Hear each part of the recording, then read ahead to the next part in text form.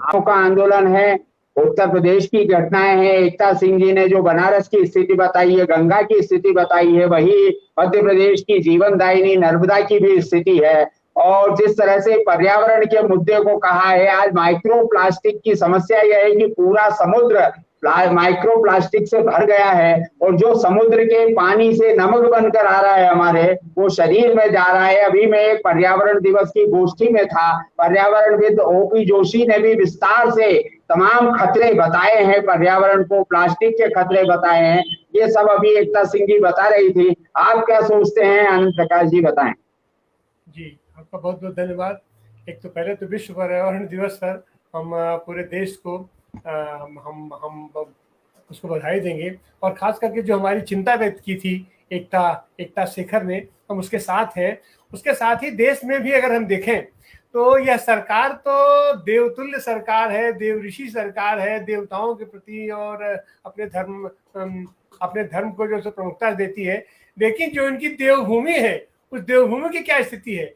ये लोग प्रकृति का इतना दोहन, इतना शोषण कर रहे हैं कि अपनी पूरी पूरी देवभूमि भसभसा करके बैठ जाने की स्थिति में आ रही है। या हमारा पूरा ये हिमालय क्षेत्र आप उठा कर देखिए, या अपना ये मध्य प्रदेश का विंध्य क्षेत्र देखिए। खैर, इस पर विस्तार से प्रकाश डाली है एकता, और यह तो ऐसा विषय है कि इस पर तो बार बार चर्चा होनी चाहिए, लेकिन उस चर्चा का असर तो कहीं पड़ना चाहिए। अभी हम जैसे पिछला सप्ताह अगर हम देखें इस सप्ताह में, तो दो चीजें हमको दिखाई पड़ी। एक तो इसमें विपक्ष की आक्रामक रूप से विपक्ष उभर करके इस बीच सामने आया है, और सत्ता पक्ष की ओर से एक कहावत हमारे यहाँ, मुंह दो वहां कतो कुछ नहीं, चाहे जो कुछ हो रहा हो हम कुछ देखबे नहीं करेंगे। माने दिल्ली में जंतर मंतर पर दुनिया में भारत का झंडा गाड़ने वाली हमारी बच्चियां, मैंने अपना दुनिया से मेडल लेकर के आने वाली हमारी बच्चियां वहां खड़ी हैं, और उनके ऊपर कहीं कोई सुनवाई नहीं है, कोई देख नहीं है, जैसे सरकार देख ही नहीं रही है। और फिर उसके बाद उनके खिलाफ इतना अनर्गल प्रलाप करना, और उनका जो है व्यभिचारी और ये बलात्कारी सांसद को इस तरीके से प्रतिष्ठित करके उसको अपने साथ लेकर के मोदी जी चल रहे हैं। तो एक तो हम देख रहे हैं कि सत्ता पक्ष की तरफ से किस तरीके से जनता की जन भावनाओं की उपेक्षा की जा रही है।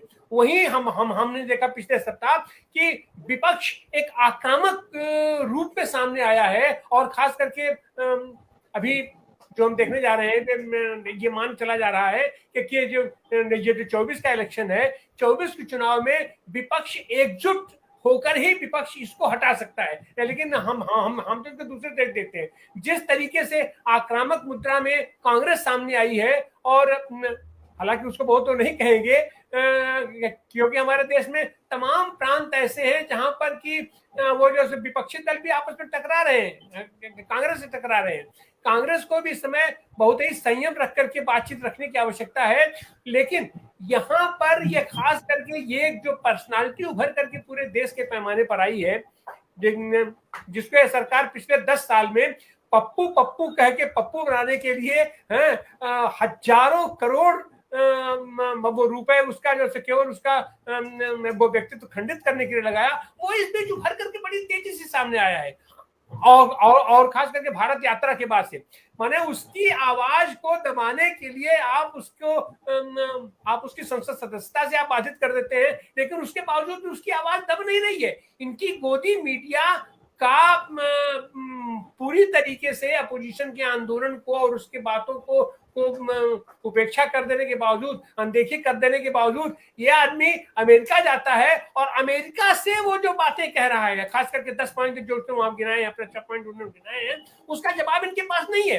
अब तो यह सत्ता पक्ष के ये जो सरदार मोदी जी हैं, तो मोदी जी अपने देश में तो नहीं बोल रहे हैं, लेकिन ये विदेश में भी जाकर के उसी अमेरिका की धरती पर जाकर के जब इनसे सवाल दागा जाएगा, तो क्या ये वहां भी मीनाक्षी लेखी की तरीके से दौड़ते हुए नजर आएंगे? वो ओलंपियन दौड़ वहां लगाएंगे ये? तो इस तरीके से हम देख रहे हैं कि आने वाले दिनों में, और खास करके ये जो भी विधानसभा चुनाव होने वाले हैं, अपने राजस्थान का, मध्य प्रदेश का, छत्तीसगढ़ है, तेलंगाना है, मिजोरम है, यहां पर भी इनकी हालत बहुत ही खराब होने जा रही है। तो यह पूरा का पूरा सप्ताह हम इसको देख रहे हैं कि अपोजिशन विपक्ष या जनपक्ष, हम तो उसको कहेंगे, जनपक्ष की आक्रामकता का ये है। और जिस तरीके से आंदोलन जंतर मंतर से लेकर के और बनारस के मोहन सराय तक हो रहा है, सर्व सेवा संघ में हो रहा है, अपने गांधी विद्या संस्थान में हो रहा है, तो आने वाले दिनों में यह आंदोलन निश्चित रूप से बहुत तेजी पकड़ेगा और जनता की आवाज को, जनपक्षधरता को ये सरकार चाहे इतनी अनदेखी करे, अब उसको अनदेखी कर नहीं पाएगी। इन्हीं शब्दों के साथ एक बार फिर हम विश्व पर्यावरण